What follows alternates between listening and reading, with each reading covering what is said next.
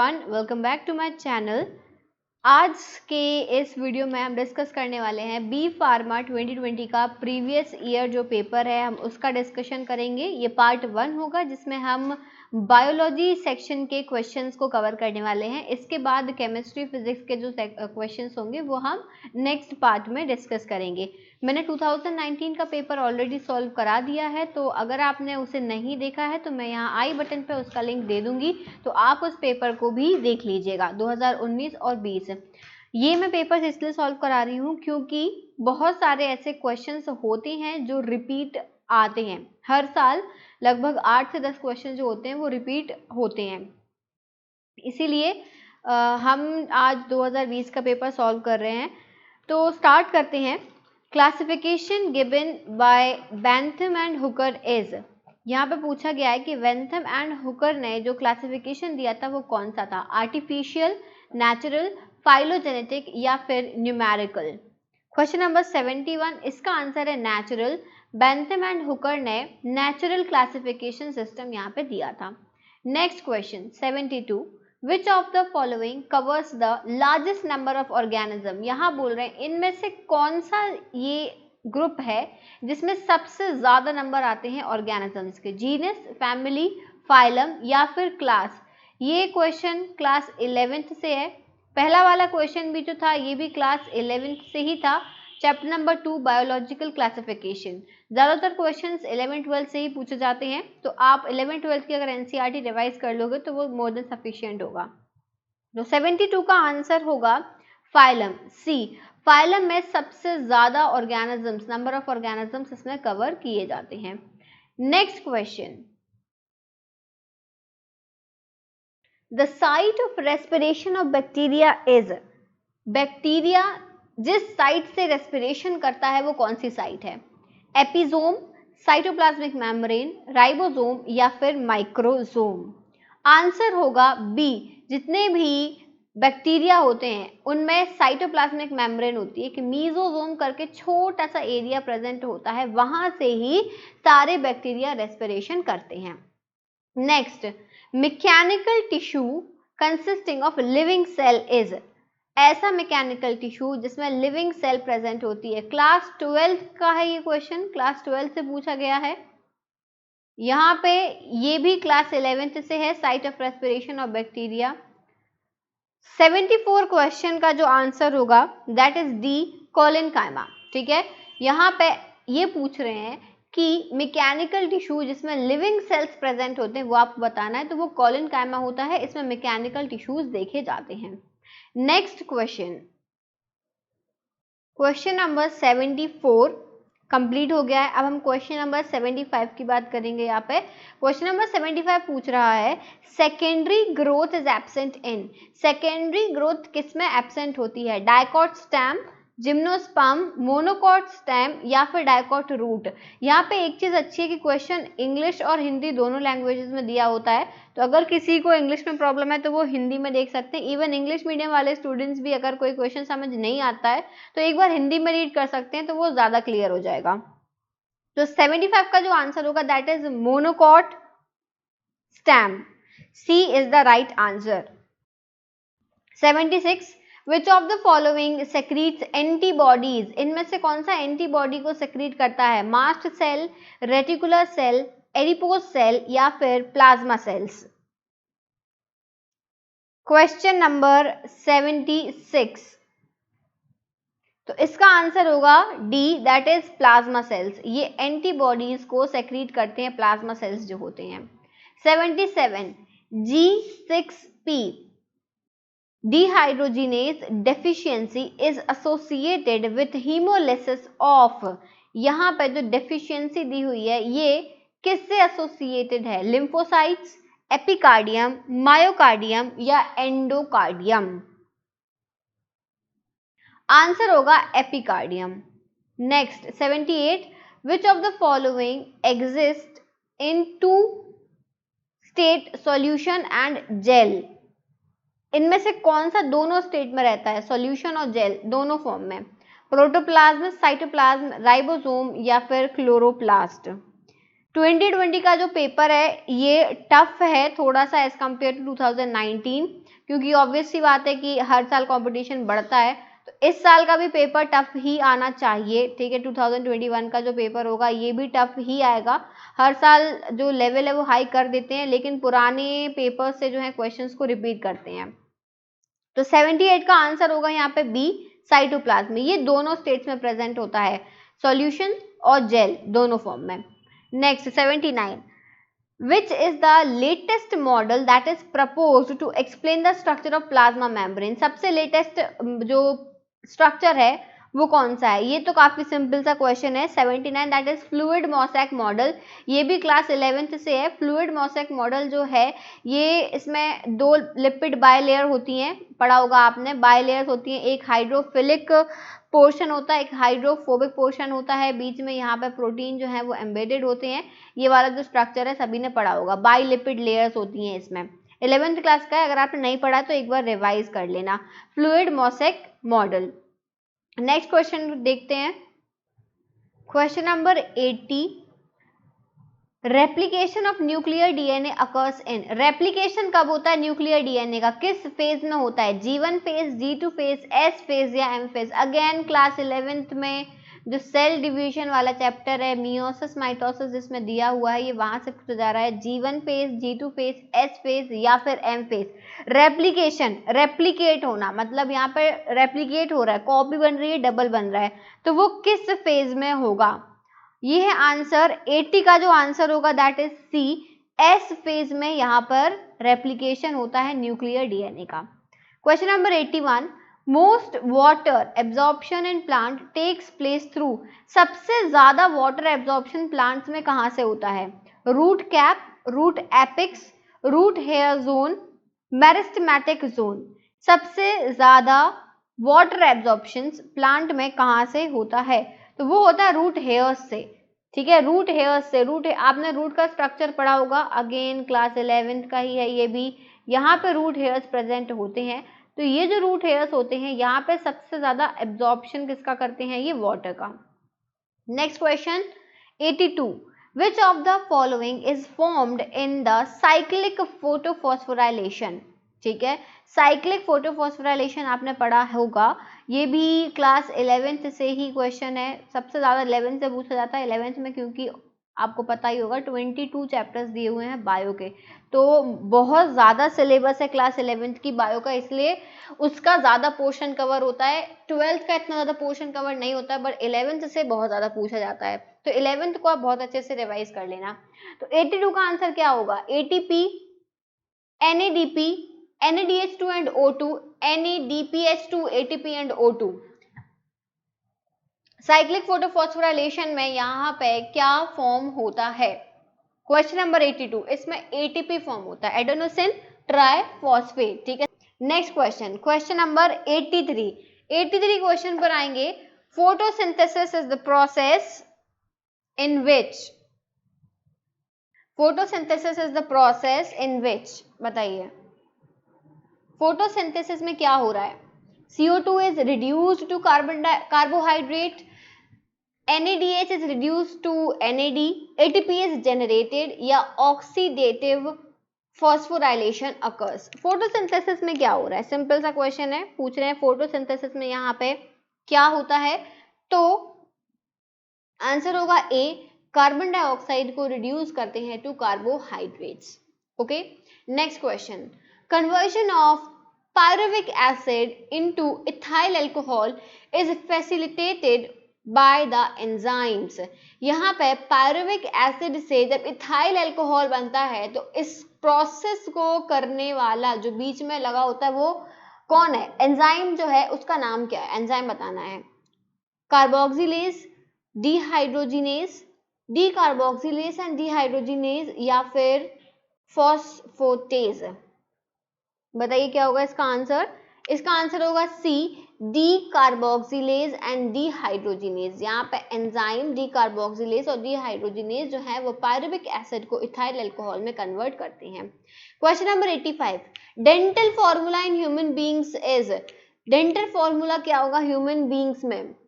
ये भी class 11th से है, पर अगर ये जो स्टूडेंट्स हैं ये अभी 2020 या 2021 का बैच जो है उनके सिलेबस से ये वाला टॉपिक डिलीट कर दिया गया था, तो कहीं ना कहीं इन स्टूडेंट्स को बहुत लॉस होने वाला है अगर आपने ये चैप्टर्स मिस कर दिए हैं।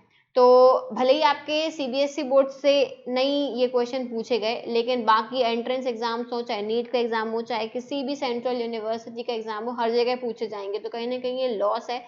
इसलिए मैं यही सजेस्ट करूंगी कि अगर आपने चैप्टर्स मिस कर दिए हैं, रिड्यूस 30% रिड्यूस सिलेबस के हिसाब से पढ़ा, तो उनको वापस पढ़ लो।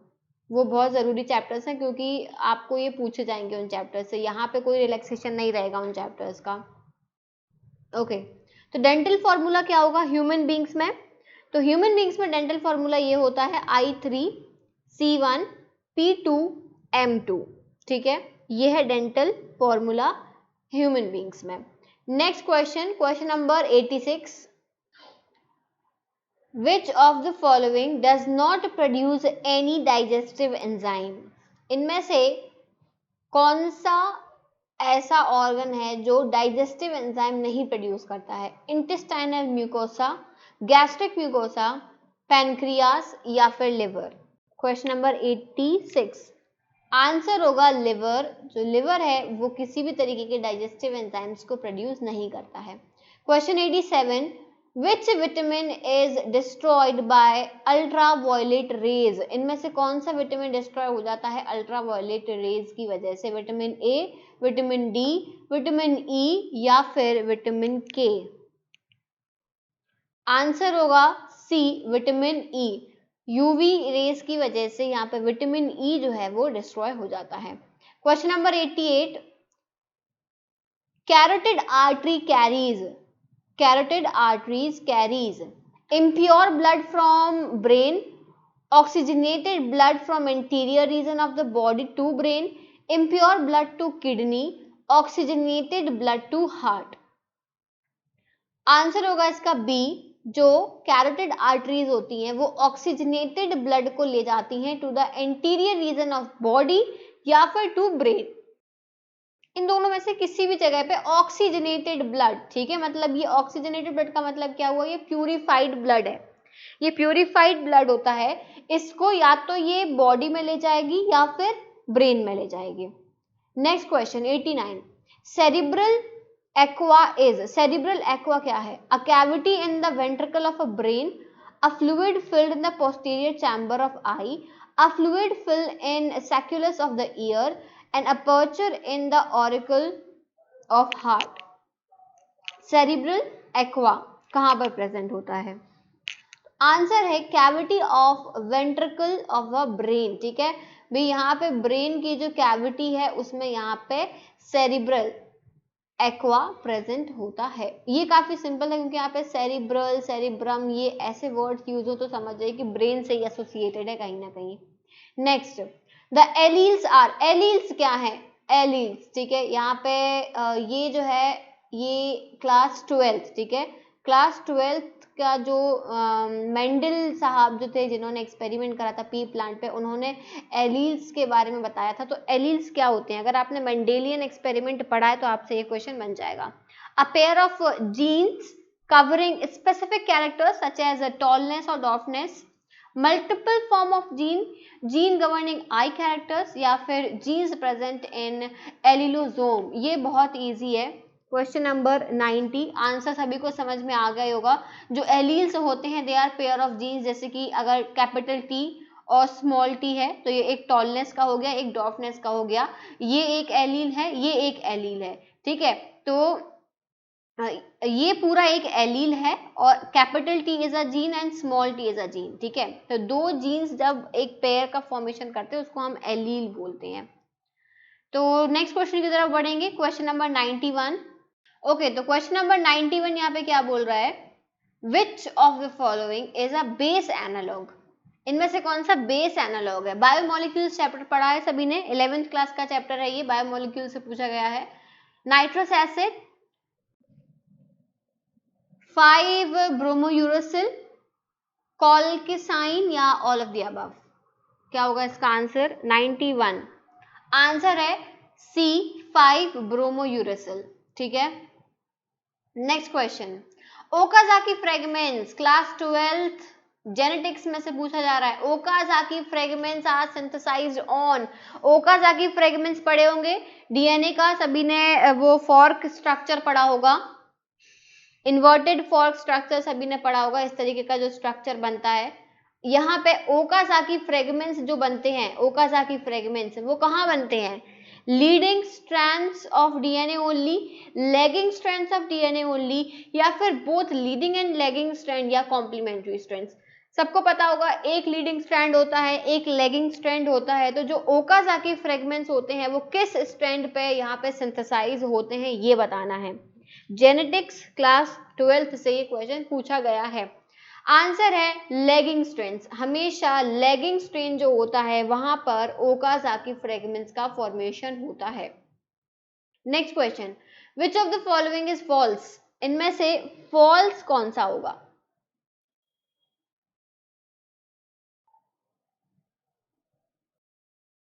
Most plant virus are RNA virus, most animal virus are DNA virus, TMB has a double stranded RNA molecule, या लास्ट है T4 bacteriophage has double stranded DNA molecule. False पूछा है भाई, गलत कौन सा इनमें से ये आपको बताना है। गलत दिया हुआ है ये भी, यहां दे रहे हैं कि TMB has double stranded RNA, RNA कब से डबल स्ट्रैंडेड होने लगा, यही चीज यहाँ पे गलत हो गई। आरएनए कभी डबल स्ट्रैंडेड नहीं होता है, RNA is always single stranded. Next 94, agrobacterium tumefaciens is used in genetic engineering for, again class 12 से है, DNA mapping, genetic transformation, vector, DNA fingerprinting. Agrobacterium को किस में यूज करते हैं, जेनेटिक इंजीनियरिंग में यूज होता है, पर ये किस लिए यूज होता है ये पूछा गया है। तो यहाँ पे एग्रोबैक्टीरियम को जेनेटिक ट्रांसफॉर्मेशन में यूज किया जाता है। Clear. Next question, the process of joining together different DNA fragment is often referred to as, the process of joining together different DNA fragments is often referred to as by अलग अलग दो DNA के fragments हैं, एक fragment इधर है, एक fragment इधर है। अब इन दोनों फ्रेगमेंट्स को ज्वाइन करके एक डबल स्ट्रैंडेड डीएनए यहाँ पे बनाना है, तो उस प्रोसेस को क्या बोलते हैं, ट्रांसक्रिप्शन, क्लोनिंग, जीन स्प्लाइसिंग या फिर DNA amplification. Class 12th genetics बहुत इंपॉर्टेंट है, क्लास 12th जेनेटिक्स आप देख सकते हो बैक टू बैक यहाँ पे 12th क्लास के जेनेटिक्स से ही मोस्टली क्वेश्चन पूछे जा रहे हैं, तो उसको आप उस पूरे जेनेटिक्स में 4-5 यूनिट्स हैं, उस पूरे यूनिट में 4-5 चैप्टर्स हैं, ठीक है, तो उसको कवर कर लेना। 95 का आंसर होगा डी, डीएनए एम्प्लीफिकेशन बोलते हैं हम इस चीज को, ठीक है। नेक्स्ट क्वेश्चन देख लेते हैं। क्वेश्चन नंबर यहाँ पे आता है 96, फर्स्ट क्लोन्ड एनिमल इज, ये भी बहुत सिंपल सा है, बहुत सिंपल है, क्लास 12th में ही दिया हुआ है। पहला एनिमल जिसकी क्लोनिंग की गई थी, डॉग, मॉलीफिश, डॉली शीप या पॉली शीप। तो ये तो सबको पता होगा कि शीप है, डॉली और पॉली में आप कंफ्यूज हो सकते हो, तो मैं बता देती हूँ कि डॉली नाम था उस शीप का। सबसे पहला जो एनिमल था जिसकी क्लोनिंग की गई थी वो एक शीप थी जिसका नाम डॉली रखा गया था। Next 97, cry protein is obtained from, cry protein कहाँ से मिलता है, bacillus, bacillus thuringiensis, bacillus subtilis, clostridium welchii या इकोलाई। कहाँ से मिलता है भाई, क्राय प्रोटीन जो है वो कहाँ से एक्सट्रैक्ट होता है, तो ये मिलता है bacillus thuringiensis. Next question 98, the plant of cold और temperate habitat require low temperature for their growth are called megatherms, mesotherms, microtherms या एक्स्थोथर्म्स। ये भी क्लास 12th इकोलॉजी जो यूनिट है, लास्ट यूनिट जो है, ये वहां से पूछा गया है। 98 आंसर होगा इसका सी, इन्हें हम माइक्रोथर्म्स बोलते हैं, ठीक है। क्वेश्चन नंबर 99, बस 2 क्वेश्चंस और हैं। Dynamics aspect of ecosystem is, dynamic aspect of ecosystem is producer and energy flow, producer and mineral cycle, consumer and mineral cycle या energy flow and mineral cycle. क्या होगा? क्वेश्चन नंबर 99 का जो answer है ये होगा डी। यहाँ पे डायनेमिक एस्पेक्ट जो पूछा गया है इकोसिस्टम का वो है energy flow and mineral cycle. Last question है बायोम्स डिस्क्राइब। बायोम्स क्या होते हैं? Desert vegetation, major ecological grouping of plants, major ecological grouping of animals, या फिर relation between plant animal and climate. क्या होगा? आंसर होगा डी बायोम्स, मतलब कि relation between plant animals and climate. तो आप देख सकते हो कि यहाँ पे जो क्वेश्चंस पूछे गए क्लास 12th से वो बेसिकली क्वेश्चंस कहाँ से हैं? एक तो जेनेटिक्स यूनिट से हैं, पहली चीज तो जेनेटिक्स, और दूसरा इकोसिस्टम मतलब इकोलॉजी। ठीक है, पूरा इकोलॉजी और जेनेटिक्स यहाँ पे कवर किया गया है। तो आप इन दो यूनिट्स को बहुत अच्छे से प्रिपेयर कर लेना। तो पेपर सॉल्व करने का मेन हमारा यही मोटिव रहता है कि हमें पता चल जाता है किस यूनिट से सबसे ज्यादा क्वेश्चंस पूछे जाते हैं, कौन सी यूनिट इंपॉर्टेंट है। नहीं तो पढ़ने को तो बहुत कुछ है, सिलेबस में तो बहुत सी चीजें हैं, पर समझ थोड़ी आ रहा है कि इंपॉर्टेंट क्या नहीं है। तो वो पेपर सॉल्व करने से ही समझ में आता है। तो आई होप कि आपको ये क्वेश्चन समझ में आ गए होंगे। इसके अलावा अगर आपको कोई भी डाउट होता है तो आप कमेंट सेक्शन में मुझसे पूछ सकते हो।